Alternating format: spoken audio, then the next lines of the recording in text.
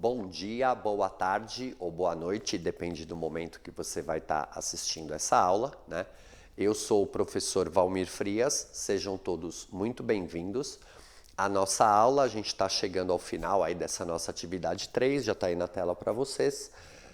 A gente continua então na atividade 3, colonialidade e decolonialidade. A gente está no nosso desenvolvimento parte 4. O nosso aprofundamento é o superar desafios ed-humanas. A unidade curricular é pessoal e coletivo, repense suas atitudes. E o componente curricular é eu e o outro, culturas no plural. Pessoal, pode voltar em mim um pouquinho. Aproveitar e fazer minha audiodescrição, né? Eu sou um homem de 52 anos, 1,89 m de altura. Eu sou magro. Eu estou usando hoje uma jaqueta marrom sobre aí uma blusa preta, uma calça jeans clara, tênis. E aproveitando a audiodescrição, agradecer aí, apresentar, né? Agradecer bastante, como sempre, aí o pessoal de Libras, né? Que muito nos auxilia aí, deixando nossa aula muito mais acessível, né? Para todos. E hoje a gente está aí com a Natália e a Carol. Valeu aí, pessoal, como sempre, muito obrigado aí, tá? E também, continuando, a gente ter o nosso aí respaldo pedagógico, né? Vendo aí nossas habilidades e tal, já está aí na tela para vocês. A habilidade aí do novo ensino médio, a que a gente está apreciando nessa atividade 3 é a habilidade EM13 CHS 102, aonde a gente vai aí identificar, analisar e discutir as circunstâncias históricas, geográficas, políticas, econômicas, sociais, ambientais e culturais de matrizes conceituais, tais como aí o etnocentrismo, racismo, evolução, modernidade, cooperativismo / desenvolvimento, etc., avaliando criticamente seu significado histórico e comparando-as a narrativas que contemplem outros agentes e discursos. Com relação ao objetivo, está aí na tela também, introduzir os alunos nos assuntos relativos a questões ligadas à colonialidade e à decolonialidade, tais como modernidade, colonialismo, eurocentrismo, racismo e evolução, dentre outros assuntos, todos devidamente e deliberadamente ligados às questões de nossa ancestralidade colonial. E com relação ao eixo estruturante, está aí na tela também, é o EMIFCHS07, onde a gente vai aí identificar e explicar situações em que ocorram conflitos, desequilíbrios e ameaças a grupos sociais, à diversidade de modos de vida, às diferentes identidades culturais e ao meio ambiente em âmbito local, regional, nacional e ou global, com base em fenômenos relacionados às ciências humanas e sociais aplicadas. Pessoal, pode voltar em mim um pouquinho. Como sempre, né, vocês acho que já estão até se acostumando, mas eu sempre trago aí, o pessoal da produção, uma imagem para a gente utilizar no Chroma Key. É sempre uma imagem que está inserida na própria apresentação da aula. E hoje a nossa imagem é essa daqui. É uma imagem mais antiga, né, de uma caravela. É a caravela de Tristão da Cunha. Esse Tristão da Cunha, ele foi a pessoa que ele é um dos navegadores portugueses, né? Ele acabou descobrindo uma ilha que hoje em dia ela faz parte aí do território do Brasil e ela se chama Tristão da Cunha por causa do próprio descobridor, né, colonizador daquele lugar. E além disso, esse desenho da caravela é um desenho bastante antigo, até por isso que eu achei ele também bastante interessante aí para ilustrar a nossa aula. É um desenho ainda do século XVI, de 1563, se eu não estou enganado, que está aí, né, ilustrando e mostrando como era então essa caravela aí, uma delas, né, utilizada aí por Tristão da Cunha, tá? Então ele vai ficar aqui ilustrando, nos ajudando, e no decorrer da aula vocês vão entender um pouquinho melhor o porquê. Pessoal, o que a gente vai ver então? Tá aí, né? Nesse desenvolvimento parte 4, a gente vai analisar aí mais profundamente os próprios conceitos aí de colonialidade e decolonialidade, principalmente pela ótica da filosofia, para que a gente possa entender melhor aí nossas memórias históricas, né? Que são partes integrantes aí da nossa própria noção de história social, né? Dessa nossa sociedade brasileira. A gente vai refletir um pouco mais sobre esses conceitos, em muito pelo prisma da história, bem como também da sociologia, para aprendê-los melhor, para entender melhor esses dois conceitos. E é o que então a gente vai ver nessa parte 4 do nosso desenvolvimento. Pessoal, pode voltar em mim um pouquinho. A gente, nas duas primeiras aulas do desenvolvimento, na parte 1, na parte 2, a gente foi vendo muito mais assim conceitos que têm a ver com a questão que acaba levando a essa ideia, a esse conceito, né, de colonialidade e decolonialidade. A gente fez isso em duas aulas, na parte 1 e na parte 2 do desenvolvimento.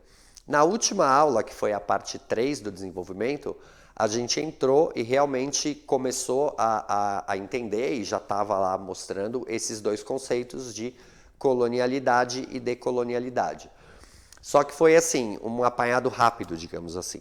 Nessa aula de hoje, que é a nossa parte 4, né, do desenvolvimento, a gente vai se aprofundar um pouco melhor e vai entender até as questões relativas à academia, né, ou seja, aos cientistas sociais que realmente criaram esse conceito, levaram ele adiante e foram mostrando um pouco mais, sendo que ele acabou sendo difundido e bem recepcionado, né, por vários intelectuais aí principalmente da América Latina, né, e é o que a gente vai entender e ver melhor no decorrer dessa nossa aula. Agora, antes de mais nada, a gente vai responder aos dois questionamentos que foram deixados no final da aula passada, né, do desenvolvimento parte 3. O primeiro questionamento está aí na tela. A pergunta era, né, cite os principais países europeus que participaram da colonização das Américas, bem como algumas das localidades que estes vieram a colonizar ou a descobrir, a conquistar, né? A gente pode chamar dessas várias formas. Na aula passada a gente viu então 4 desses principais agentes aí, né, da colonização, das conquistas e tal, e são deles que a gente está vendo nessa resposta, que ela pode ser então colocada dessa forma que está aí, né?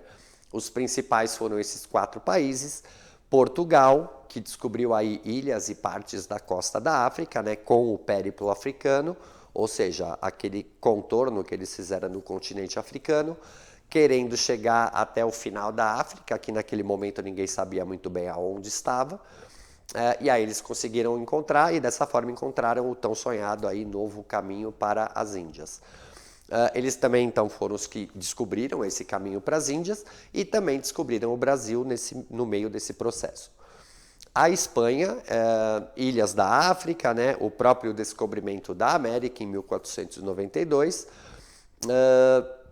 e também a gente pode colocar aí também a viagem de circunnavegação. Ela foi falado a respeito disso na aula anterior, na parte 3, aonde foi a primeira volta ao mundo, né, de marítima, foi também feita pela Espanha. Já a França colonizou aí partes do Canadá e a Lusiânia, né, que é a parte mais central ali, logo depois das 13 colônias que era da Inglaterra. Essa Lusiânia fazia parte do território que era da França. Regiões da América Central, bem como a Guiana Francesa, que fica no norte da América do Sul, ao lado ali do estado brasileiro do Amapá. Inclusive a Guiana Francesa é colônia da França até hoje, né? E a Inglaterra, então, basicamente as 13 colônias, ou seja, a costa leste dos atuais Estados Unidos da América, partes do atual Canadá, e acabaram descobrindo aí também a Austrália em fins do século XVIII. Pessoal, vamos já direto aqui para o questionamento 2, está aí na tela. Então, explicando bem simplificadamente o que é o conceito de colonialidade. Lembrando que a gente vai ver melhor a respeito desse conceito durante essa aula de agora, né? Então, a gente pode definir aí como um fenômeno histórico e cultural com origem no colonialismo, ou seja, nessa questão de tornar aí vários territórios encontrados pelos europeus como suas colônias, né? E que acabou se mantendo mesmo após a experiência colonial. Pessoal, pode voltar em mim um pouquinho. Por que se mantém, né? A própria questão da colonialidade é isso, é uma espécie de um sentimento que as pessoas que foram, né, que são moradores, né, que são, no caso, um exemplo é o próprio brasileiro, né, de um país que antes era colônia. Então isso acabou deixando certas remanescências, né, no âmago aí dos sentimentos dessa população, e isso gera às vezes alguns problemas, às vezes alguns percalços, e é isso tudo que acaba sendo analisado, né, por esses acadêmicos que criaram, né, esse conceito da colonialidade e da decolonialidade, e acabam nos seus textos, né, nos seus artigos acadêmicos, tal, falando a respeito disso e visando sempre minimizar ou mesmo terminar, acabar com esse sentimento da colonialidade, que é feito com o próprio contraponto do outro lado desses assuntos que a gente está vendo. Ou seja, existe a colonialidade, mas também existe a decolonialidade, que é justamente o ato de deixar de ter esse sentimento de colonialidade, é a própria decolonialidade. Mas a gente vai ver melhor aí no decorrer da aula. Pessoal, então tá aí na tela para vocês, né? Essa é uma ilustração, uma representação aí de um autor anônimo, de uma caravela, né? Utilizada aí nas grandes navegações, né? Então, vamos começar a entender todos esses conceitos. Então, para a gente começar, vamos entender aí o colonialismo, né? É uma política de exercer o controle e a autoridade sobre um território ocupado e administrado por um grupo de indivíduos com poder militar ou por representantes do governo de um país ao qual esse território não pertencia, contra a vontade dos seus habitantes, que, na grande maioria das vezes, são desapossados de partes de seus bens, como terras aráveis ou pastagens, bem como de eventuais poderes políticos que detinham anteriormente. Pessoal, pode voltar. O que isso quer dizer, né? Sempre a pessoa se torna colono de um país europeu contra a sua própria vontade. Então, quem já estava aqui, e vamos citar o exemplo aí de novo do Brasil, a gente tinha ali os povos originários, ou seja, os povos indígenas. Eles estavam aqui, viviam as suas vidas, tinham as suas formas de viver, de agir, de viver em sociedade, sua própria cultura, sua religião. E com o domínio europeu, tudo isso começa a acabar. Primeiro, o próprio povo vai morrendo, às vezes por guerras e muitas vezes, na grande parte, na grande maioria das vezes, por doenças trazidas pelos europeus para cá. Isso já é um ponto. O outro ponto, a cultura deles começa a ser morta, né? Começam a dizimar essa cultura de todas as formas possíveis, né? A gente ter povos originários no Brasil hoje, que ainda tem a sua cultura tal, é praticamente um milagre, pensando na forma como o europeu tratou a cultura dos povos originários, a sua religião, sua sociedade e tal. Só que também começou a haver o quê? Mescla, né, desse povo originário, desses indígenas, com os próprios europeus. Normalmente era uma mulher indígena que acabava sendo, à força ou não, tornada mulher de um português, né, de um branco europeu. E dessa forma, meio que à força, começa a se formar o embrião aí do próprio povo brasileiro. Depois tem a chegada dos negros africanos, que também começa a entrar nesse processo de miscigenação, e acaba dando origem ao povo brasileiro, que já não é mais português e europeu, já não é mais indígena e também já não é mais só negro ou africano. Ele começa a se tornar parte de uma quarta coisa, que é o povo brasileiro, e que começa a evoluir, e essa evolução vem seguindo até os dias de hoje. Só que todo esse processo deixou algo dentro desse povo brasileiro, e uma coisa que acaba sendo forte nisso é a própria questão, esse sentimento da colonialidade, que a gente vai entender melhor daqui a pouquinho. Pessoal, tá aí a imagem, né, que está no chroma key. Como eu disse, é uma representação aí da caravela Espírito Santo, utilizada por Tristão da Cunha, em 1506, e a ilustração é de autoria de Liso Arte de Abreu, e ela foi feita, olha só pessoal, eu acertei a data, 1563, como eu havia dito agora há pouco. E aí vamos ver agora então alguns apontamentos que são importantes para a gente entender até o que a gente acabou de ver, que é a questão do colonialismo. As datas mais ligadas à questão do colonialismo é o próprio descobrimento da América, né, descobrimento da América, em 12 de outubro de 1492, né? Foi o momento aí da chegada da armada de Cristóvão Colombo a algumas ilhas do Caribe, que é aí o ponto inicial da própria conquista espanhola das Américas. E o descobrimento do Brasil, em 22 de abril de 1500, acaba sendo o marco aí da chegada de Pedro Álvares Cabral ao Brasil, e da própria conquista portuguesa dessa terra, que viria mais tarde a ser conhecida, a ser chamada aí de Brasil, né? Tornando então aí o Brasil, né, colônia de Portugal por mais de 30 anos que se seguirão.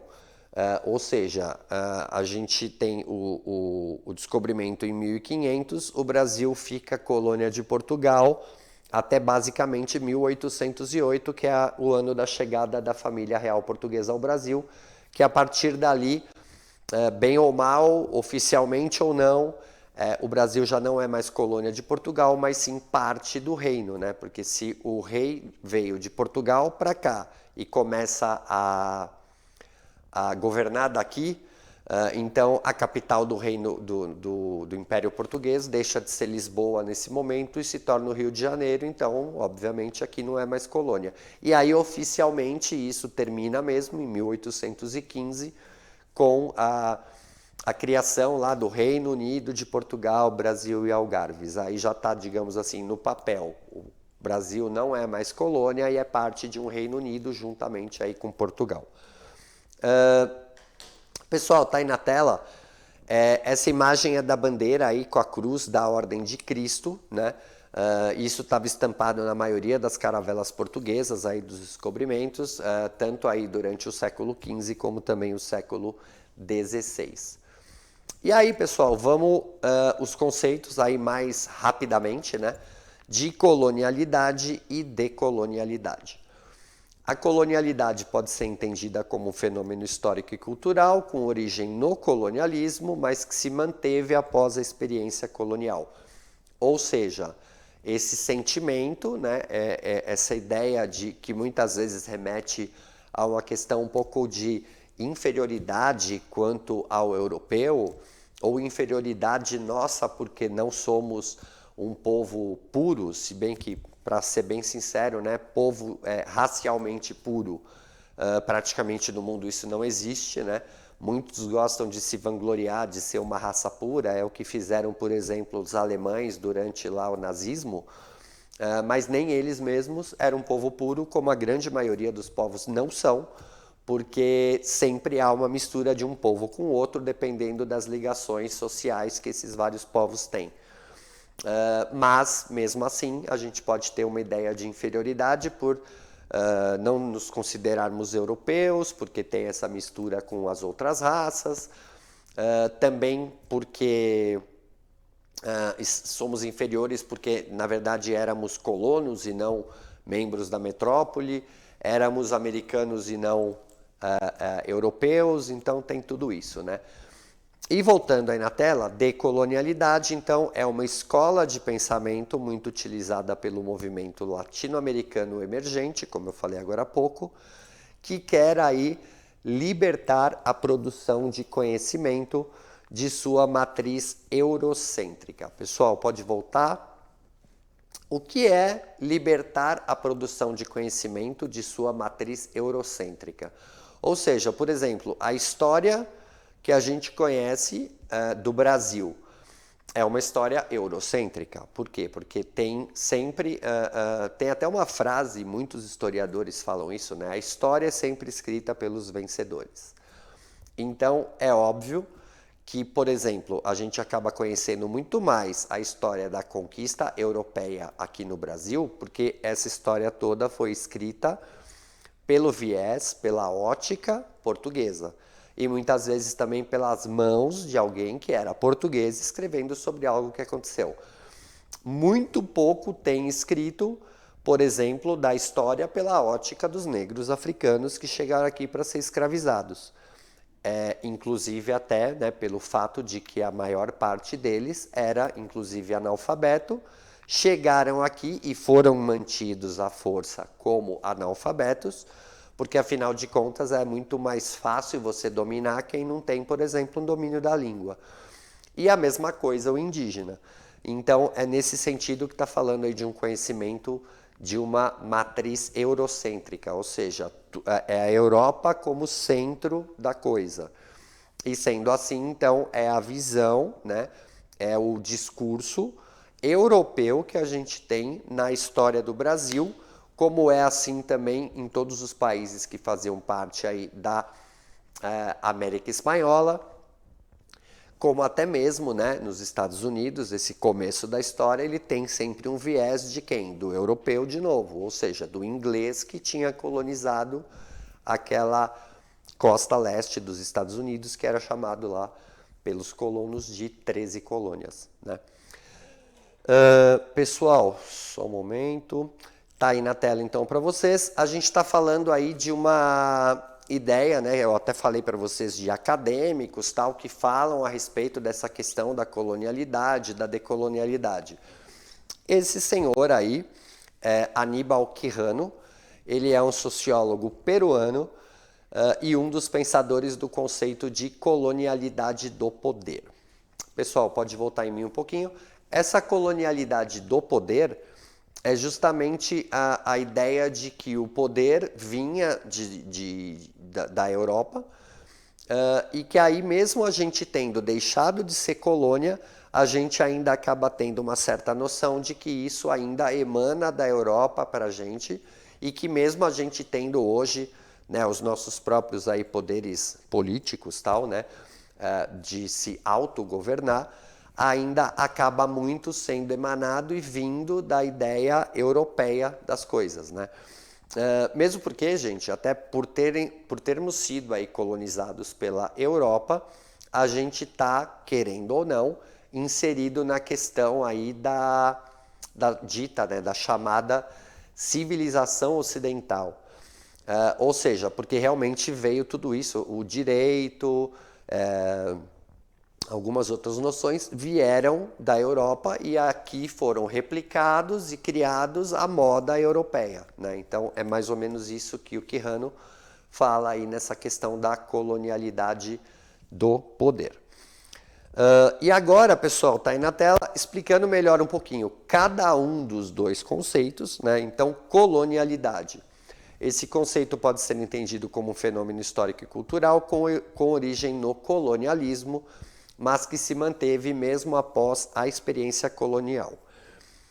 E o fato disso se manter, mesmo após um país ter deixado de ser colônia, acaba sendo uma forma de se propagar a lógica de relações coloniais entre os saberes e modos de vida. Pessoal, pode voltar em mim?